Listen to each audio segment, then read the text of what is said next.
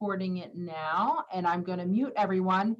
If you are not familiar, at the bottom of your screen, I guess it depends on what device you're looking at, you should see a chat button. If you want to ask questions at any time, you can write that in the chat. We'll be keeping an eye on that. Or at the end, we'll have plenty of time for a question and answer. So if you have any questions during the presentation, we just jot them down and we will make sure that we address all of your questions. So I would also like to introduce Marlene Stocks of Senior Home Transitions. And we're both going to be presenting today. And Marlene, are you running the slideshow? And I muted you. You can unmute yourself, Marlene, sorry. I'm going to just share that. Okay. So I'm going to get started just to give you a little overview, and I think I can control it, or you may need to. I think I need to control it. So that's how we did it the last time, Shannon. So, so what I'm going to do is give you a little overview of PPH if you're not familiar. We are a senior living community, also known as a continuing care retirement community. We are a not-for-profit community, and so what that means is that all of the money coming into the community either gets invested back into the community for things like improvements and maintenance and upgrades to the community. So we don't answer to shareholders as far as sharing profit, or our main concentration is not profit.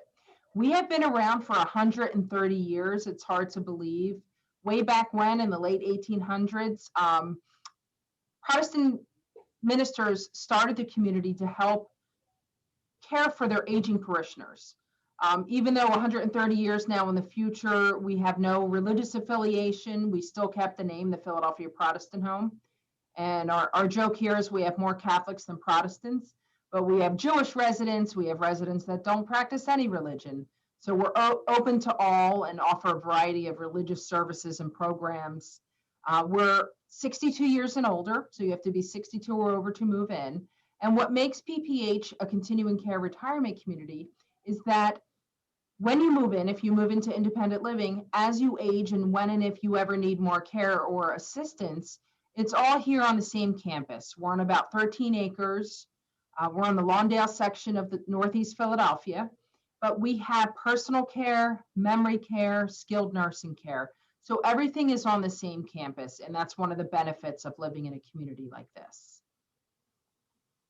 And the picture you see there, and we'll go to the next slide, Marlene, is our beautiful tulips that are now in bloom all over the campus. And as a not-for-profit community, we do have a mission statement. And that statement is that the Philadelphia Protestant Home is here to provide a caring community that affords its residents the opportunity to achieve the highest quality of life possible. You can go to the next slide. So our independent living, we have three independent living buildings. And I want to tell you that we are open for in-person tours. If you have not been here, or if you have and would like a refresher, we'd love for you to come and visit us. So we are open for those visits. We have 253 independent apartments in 3 buildings.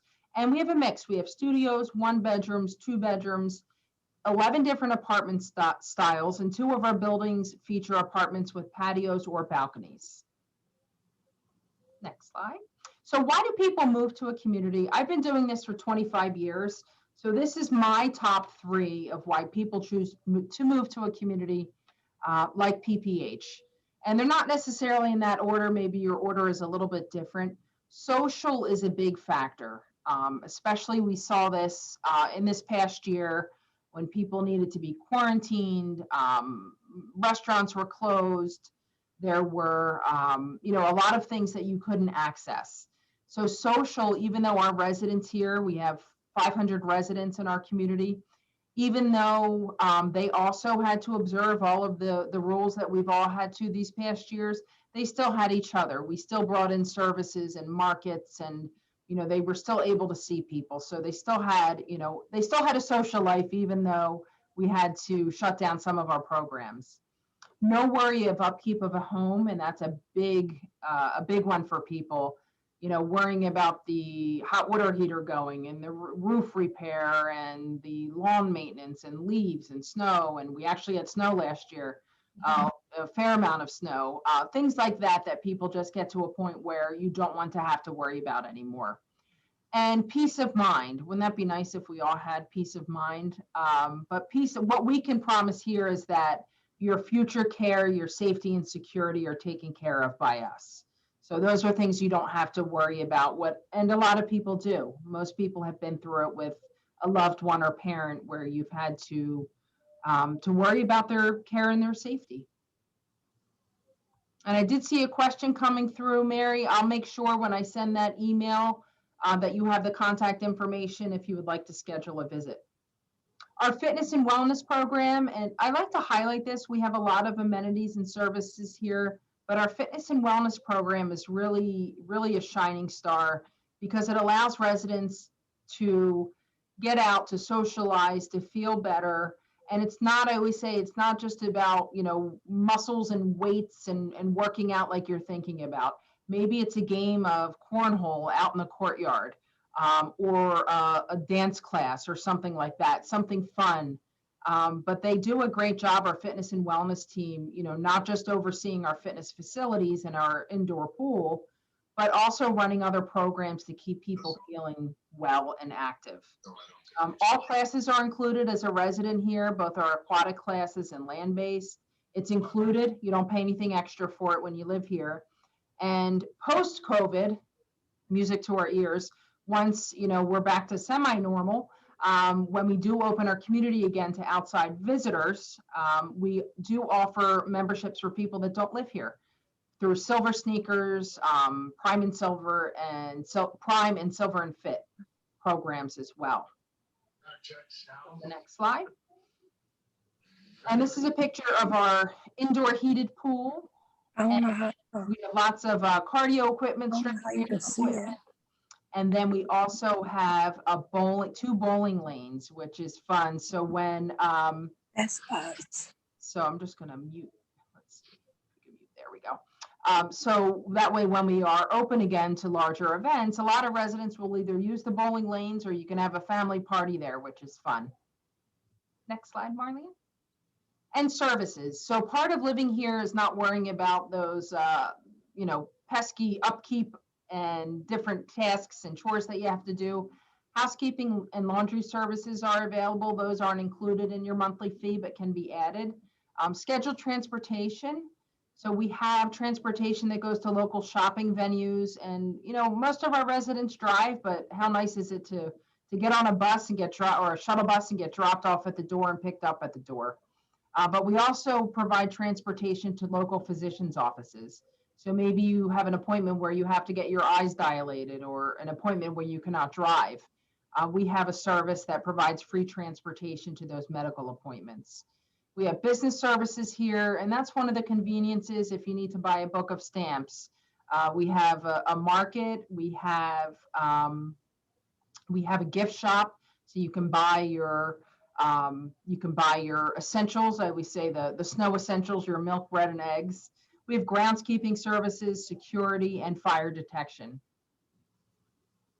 Mary Ellen, I saw your message, and we'll be sure to send this recording to you. Thank you for joining us.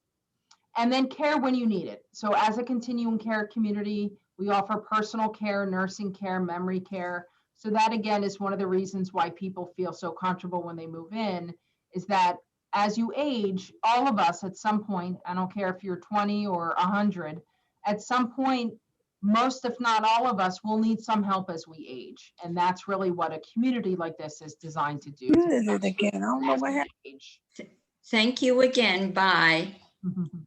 You're welcome. Take care. All right, next slide, Maureen. Marlene, I called you Maureen. Maureen's our fitness director. And then benefits again, assurance of future care, peace of mind for you and your family, control of where you will receive care, and the availability of multiple levels of care. And I think that about wraps it up. So the next step we do have, again, I'll send out contact information if you want to visit. For people that are interested in living here, we have an application for residency. Certainly come and visit us and have a look around. And we have incentive programs, which I'll send in that email that I follow up with. And then I will turn it over to Marlene to tell you all about her services and how her company and our community work perfectly together. Well, Shannon, thank you. It's a delight to be back together again and to tag team on this presentation with you. As you know, I've always enjoyed my partnership with PPH, and looking forward now that the doors are open again to help new residents make the Philadelphia Protestant home their future home. So this presentation is now designed to help make that type of a move easier for you. And I started my company of senior transition services 14 years ago with the express purpose of helping older individuals as they were going through the sometimes often emotional and difficult task of preparing for a move from their home of many times decades and moving into a retirement community like PPH. So the work that we do is very full service, from helping with all sorts of preparations to helping you get to PPH, getting you settled there, making it your home again, and trying to make those details just more manageable for you. We've served since our inception in January of '08 over 1,100 clients. And so you might say that we know something about the process. We also know something about the emotional pain and the loss that goes along with making this type of a move. If you're planning a move to the Philadelphia Protestant home, you may be asking yourself, gee, what do I do with all my stuff? At least that's the type of question that we get from many of our clients. And what I think the best form of advice that I can give you is to start, as Stephen Covey, the author of the 7 Habits of Highly Effective People, says, to begin with the end in mind, meaning if you focus at the goal, at the end result, which is the move into PPH, and then move backward, both in terms of your timeline and the list of tasks that you have to do, it makes it a little bit more manageable. And in essence, what I'm going to go through with you today is what I call a stuff strategy, because many times in talking to my prospective clients, they will tell me it's the stuff that's keeping them from making a move, from committing to PPH, to say, yes, I'm coming to make it my new home. And I feel that if I help my clients get rid of the stuff, or today impart some information to you so you can eliminate your stuff, it might make it a little bit easier for you to make that type of commitment. So what we're talking about is downsizing. And I think it's relatively self-explanatory to say that you're looking to eliminate the items that you don't want, don't need, and don't like. And I think that's something that is pretty well understood. What maybe is not so understood is exactly how does one do that? What I'd like to propose to you is that if you take nothing else from my presentation today, that you take the notion of starting this process of downsizing now. Don't procrastinate. Start your process now. Because if you start early and you do a number of small tasks and keep it simple, it doesn't become such an arduous task as it could be if you attempt your downsizing 2 months before a move, and especially if you have a large home with a lot of stuff. You want to give yourself plenty of time to make good decisions so that you're not making hasty decisions that you may regret later on, again, because of the timeline that you now don't have. When we work with our clients, we go through a 6-step downsizing process. We help them decide what they're going to be keeping. In other words, what they're going to be taking with them when they make the move. We help them and guide them along with what they could give to their family and friends, which items they could potentially sell, what could be donated to charity, shredded, and then finally discarded. So everything that we touch in our clients' homes will fall into one of these 6 buckets, if you will.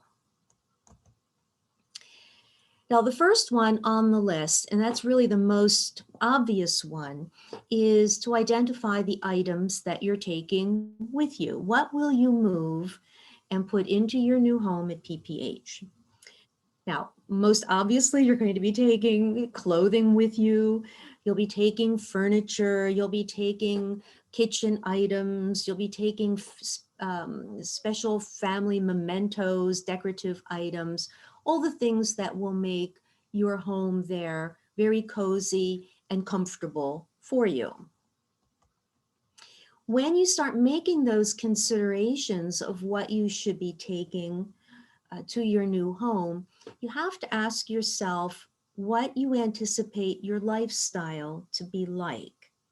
Now, this is usually a hard question for our clients to answer because they really don't know. They have never lived in retirement community before. They've always lived for decades in the family home, have had lots of room.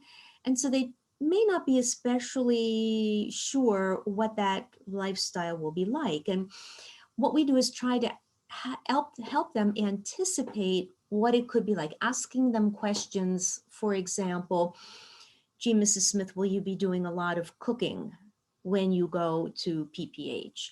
And Mrs. Smith may say to us, no, that's one of the reasons why I want to go to the Protestant home, because I'm tired of cooking. Well, if that's the answer, then as we help her go through her kitchen, we're going to help her make good decisions. That if she's not going to be cooking Thanksgiving dinner any longer, I guess she doesn't need the turkey roasting pan. So we'll set that aside as not going. Or she may have a collection of 40 coffee mugs. And we'll say, really, do you need 40? Can you maybe pick out 10? Or do you expect to be doing a lot of baking? No, I won't be baking anymore. Well, then I guess you don't need the cupcake and muffin tins.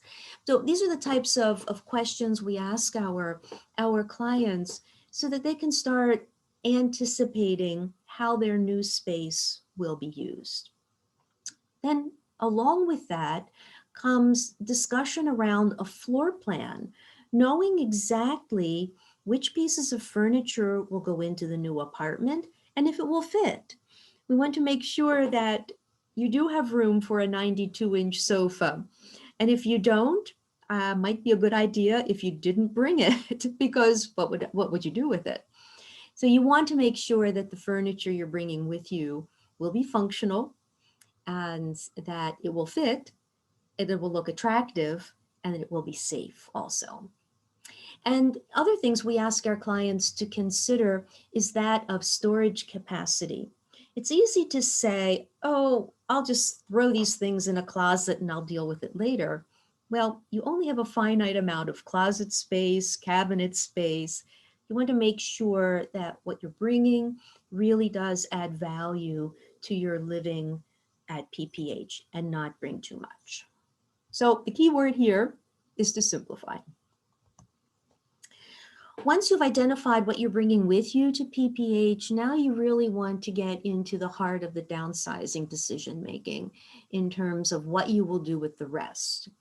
What makes sense at this point is now to offer your family and friends items that they may have said all along they would like to have, maybe family dishes, maybe books, maybe art collections, and give those special people in your life the opportunity to say, yes, I'd like to keep this in my home now.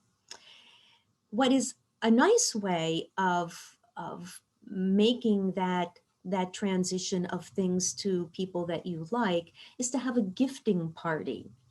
So, for example, ladies, you could set your dining room table with a nice tablecloth and pull out jewelry and handbags and scarves and hats that you no longer want. Invite your girlfriends over, give them a glass of wine, and have them go shopping.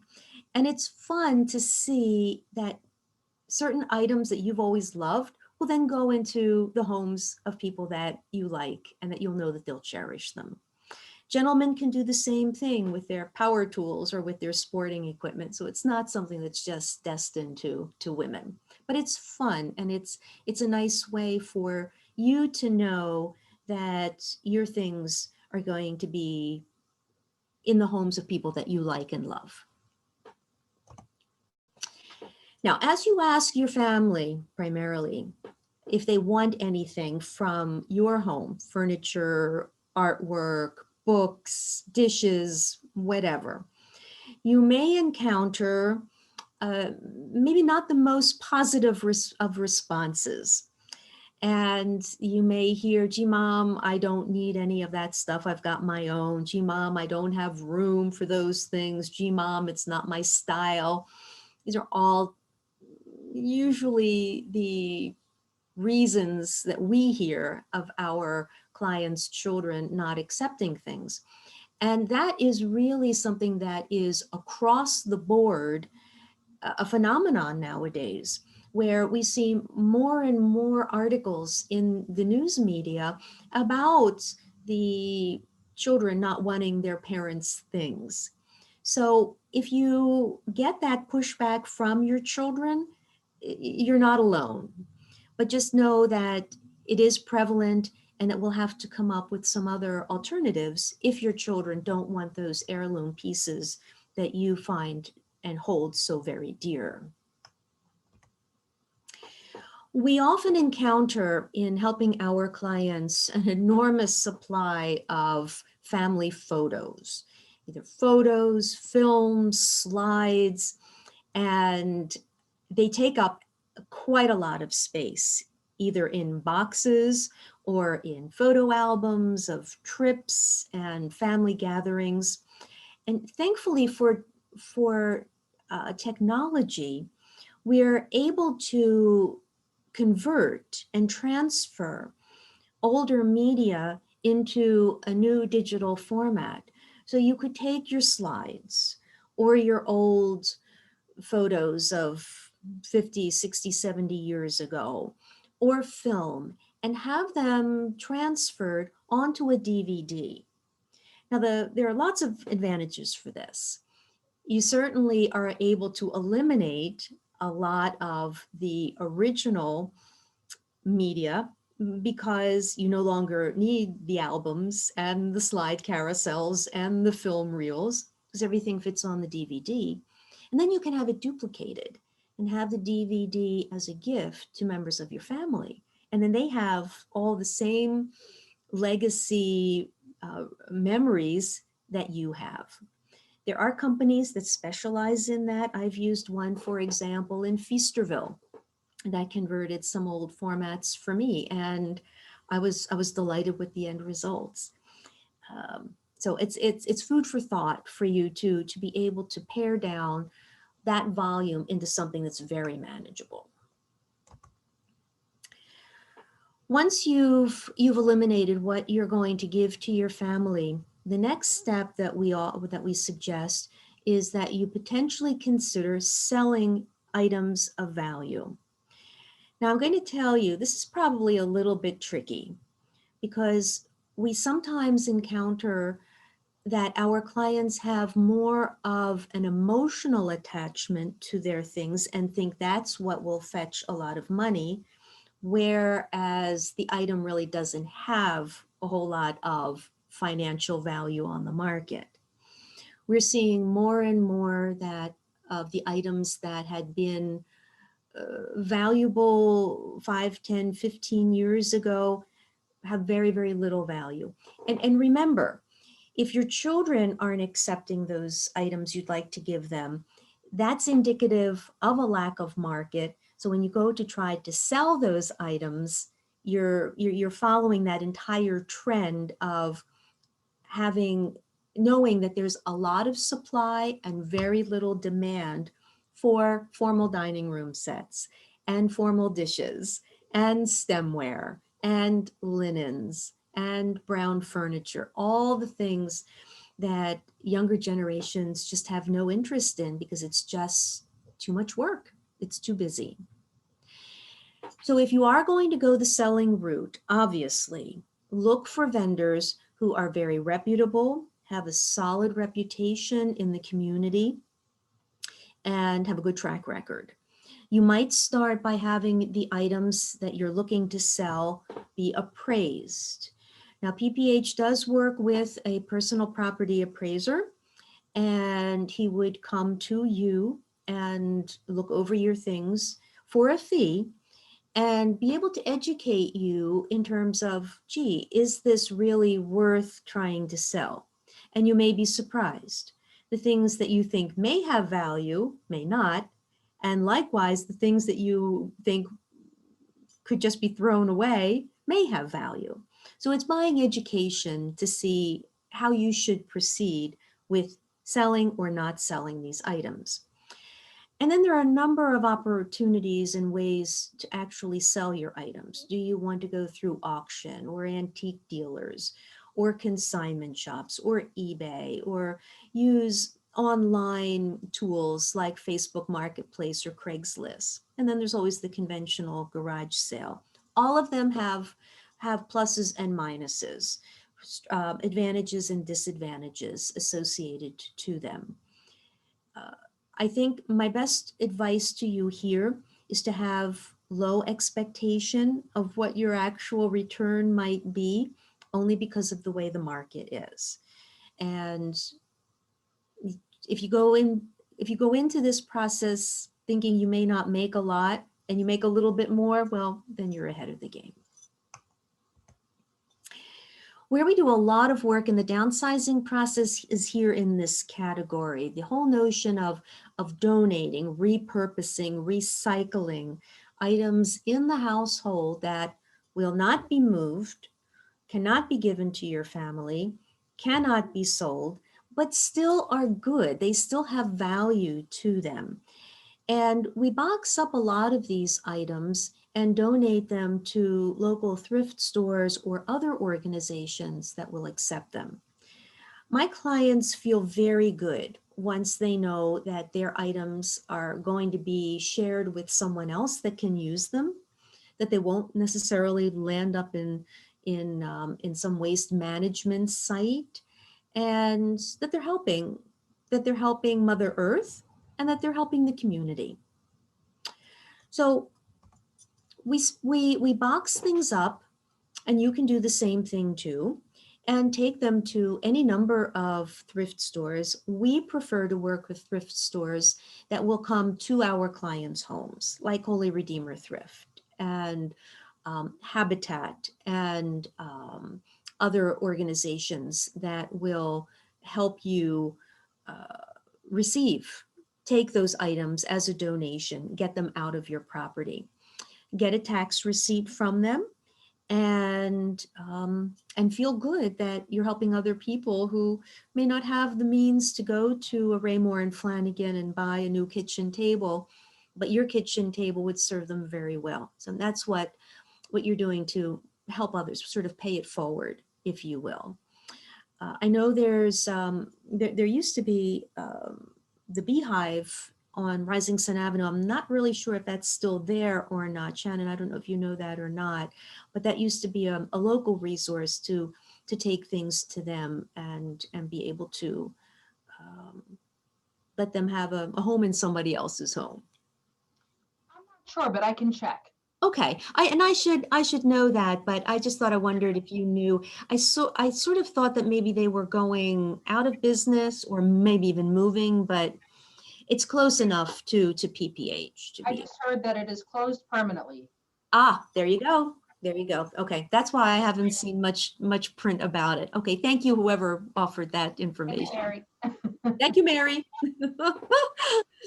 um, and then we come to the part of the downsizing process where we're looking now to do some discarding, and we spend quite a bit of time, and you should also, as you go through your important papers and separate the ones that may have financial, social security, personal information, medical information that you need to have shredded as opposed to just throwing away in a trash can. Certainly use your personal shredder if you have one. I'm delighted that we're seeing more free community shredding events emerge. Last year, there were virtually none for obvious reasons. And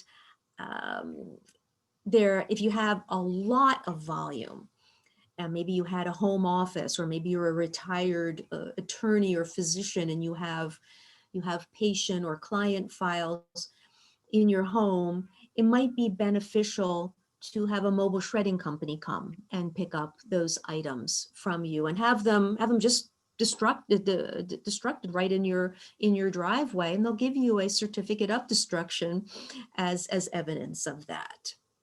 So certainly pay attention to any papers before you just throw them in the trash can. Separate them, make sure that you keep your identity safe. And then finally, the last item on my list for downsizing is the discard of items that just simply have no value, no possible use anywhere. And sometimes that's just a matter of putting trash out on the curb. Sometimes it's using smaller trash removal companies. And sometimes when you have a lot of stuff that's accumulated, then sometimes you might need a dumpster. As you're going through your things that you're looking to discard, please pay close attention to household hazardous waste, also known as hazmat. You can check with your own municipality to see what their own guidelines are for accepting hazmat within your community. Many of the communities will have a site where you can just drop it off yourself. That would be anything that's caustic, anything that's toxic, enamel oil paint, oven cleaners, varnish, insecticides, pesticides, mothballs, paint thinner, all those horrible things that you shouldn't put into your municipal trash. The good news this year is that the 5-county area has resumed its household hazardous waste recycling events. And these are events that are held in all of the 5 local counties. You don't have to be a resident of any county to use that county's event. So Philadelphia residents can go into Montgomery County, that's okay. And it's great because you can just load up your car with the hazmat, take it to the event, and have someone there remove it from your car. You don't even have to get out, and you'll know that these toxic items are properly being disposed of. What's different this year over previous years is that you do have to pre-register. And that, of course, is still because of the COVID environment that we're living under. I looked at the schedule, and I didn't see anything for the Philadelphia events that were relatively close to PPH. What I did see is that the one that is offered on the 12th of June at Temple Ambler might be of interest to you. But if you go out to the Philadelphia Department of Streets website, you'll see the complete listing through the fall of different recycling events for hazmat. So you can kind of gauge if one of those or any of the other counties would work better for you. This is just an example. As far as electronics recycling, let me just say that the hazmat recycling is not for electronics. It's only for hazmat. So the question often is, well, what do I do with my electronics as far as recycling? Staples can be a resource to you. They do free recycling of office equipment. So computers, monitors, copiers, printers, and the like. Best Buy will accept TVs for a fee. So they're charging you close to $30 per item, so $30 per TV, and a limit of 2 TVs per household. So it's a way to get rid of the TV, but it's still coming at a charge. We found last year a recycling of electronics company in Langhorne. And even though this flyer shows it's for 2020, we did find out that they do still have this program active in 2021. If you have TVs and you don't want to pay the $30, you can go to this address in Langhorne and they will accept the donation for free, including televisions, which is nice.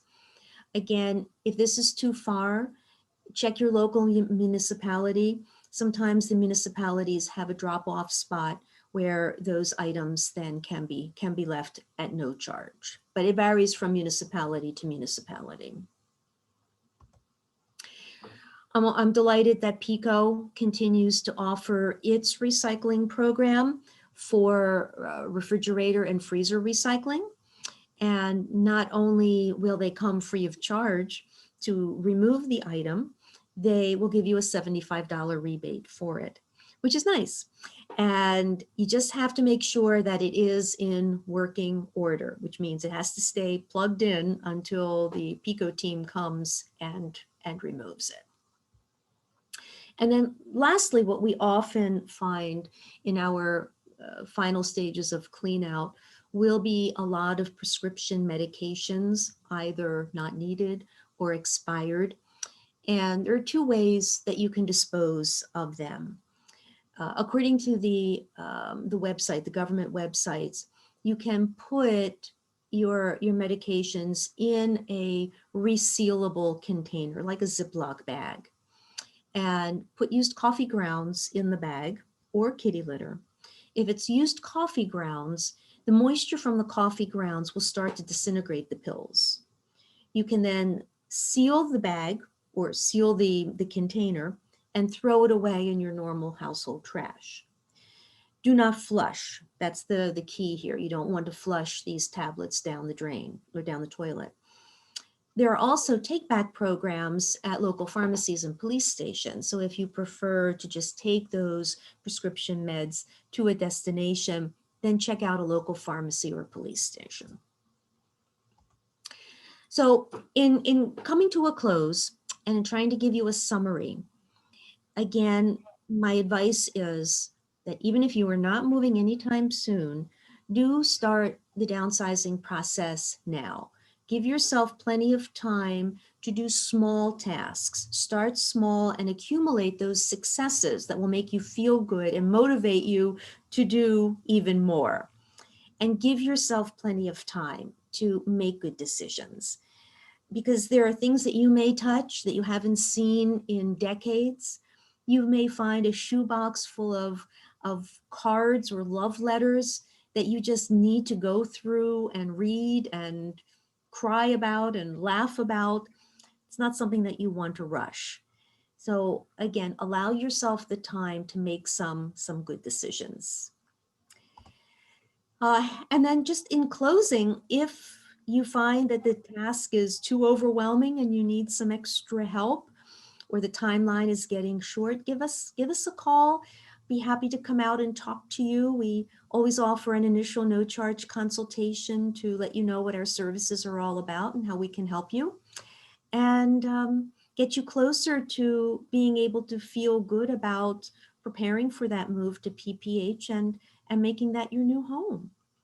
So with that, I'll say thank you very much. And between Shannon and me, we can answer your questions.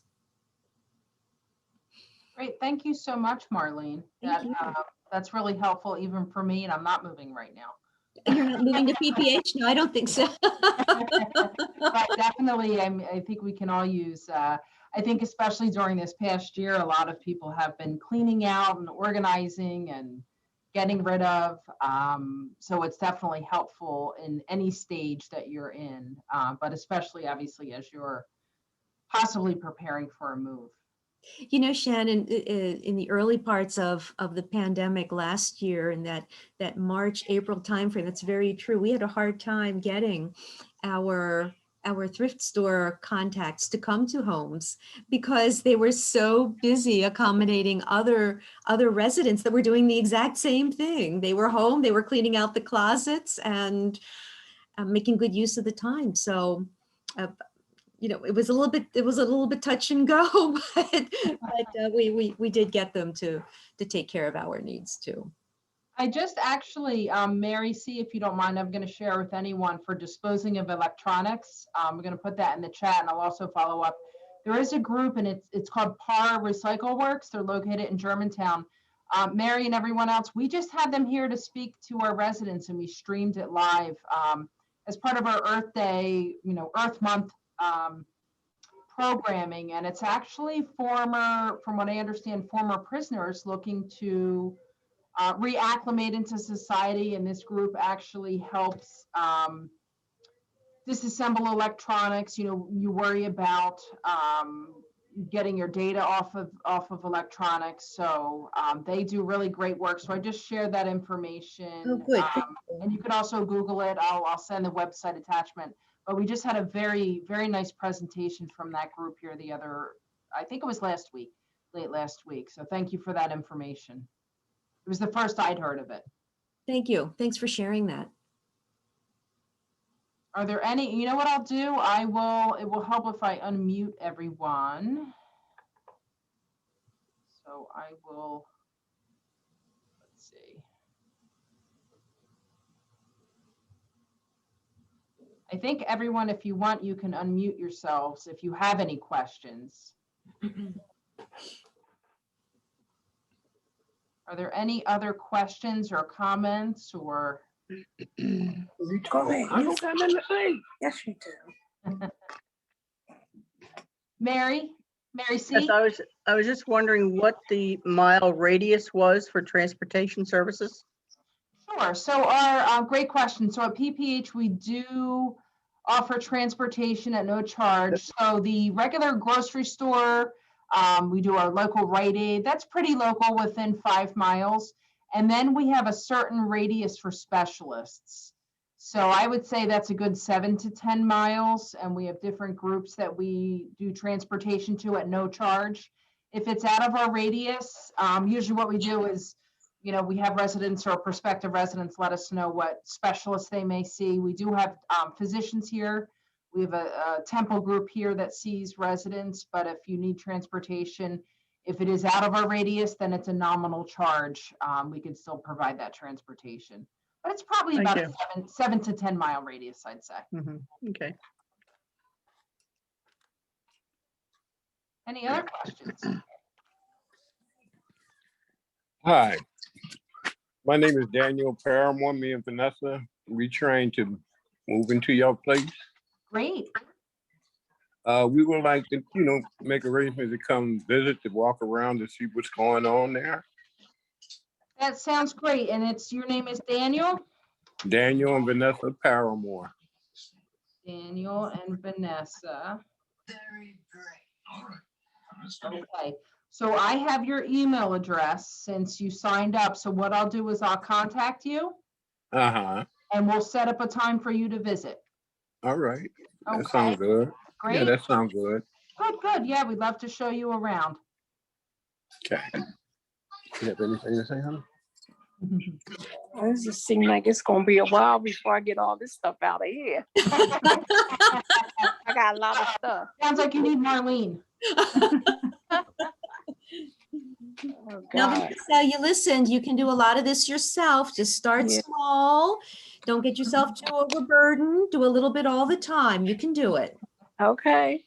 Thank you. You're welcome. Don't worry, I'm sending this presentation out so you can rewatch it.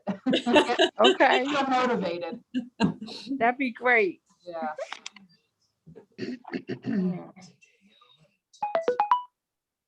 Great. Any Thank other you questions? all. I know there are questions about what are the fees for services. So when I send out that follow-up email, I'll have Marlene's contact information, and I'm sure she would be happy to provide her fee schedule to anyone that is interested. And if I may interject here, Shannon, after we have this initial no charge consultation, I always follow up with a written proposal. And I write my proposals like an a la carte menu. So I break down the individual services based on what I've learned from the prospective client during our consult, and break it down so that they can choose, pick and choose where they need the help. It's not one big lump sum. It's broken down into parts, just like on a menu that they can select what it is where they need the help. That's great.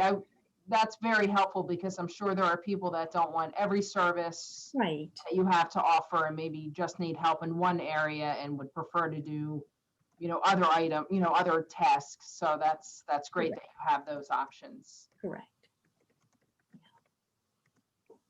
Great. Mhm. So what I can tell everyone is that you will have questions after we end this session and you'll say, I wish I asked this. But since I will be sending our contact information, we're happy to answer any questions as they come up. I do see a question or a comment about Craigslist. I've heard that Craigslist has some questionable history. I would not recommend them for in-house sale of home furnishings unless accompanied with someone else. I agree with that. I would think anyone coming to your home is nerve-wracking. Facebook Marketplace. There's so many different services now in addition to Craigslist that it is a little nerve-wracking to have someone come to your home to pick something up. But I do, if it's a piece of furniture or obviously something large, I do agree that I would have someone else with you and not be home alone. And I quite agree with that. I'm not advocating one or the other. I'm just putting them out there as being resources. Craigslist and Facebook Marketplace are sort of the more modern way of putting a classified ad in the newspaper. And you still run that risk of someone coming to the door and potentially not really caring about buying your dining room set, but just kind of looking for other things or have other motivations. So we have to be really, really careful with things like that. Certainly it's best when things can be put outside if you're going that route, or absolutely have someone there with you and limit access to the house if you're going to go that route. So we have to all be very, very cautious and aware of risks. Absolutely. Another question, how are thrift shop income tax deductions computed? And I guess the question is, I know that when you donate, I know when I've donated myself, I receive a communication or a letter typically or receipt. And I'm assuming that just itemize that in your taxes. Do you have any other insight, Marlene? Well, we itemize the items that are donated and include that with the blank tax receipt that comes from the charity, whether it be Holy Redeemer Thrift or anyone else that we're working with. That's a blank receipt. And it means that it's really up to the donor to calculate the value. There are websites that will provide information on what the anticipated value of those items are. And then it's really up to you to decide if there's a benefit for you in the way you file your taxes and with current tax laws, if it makes sense for you to go that route.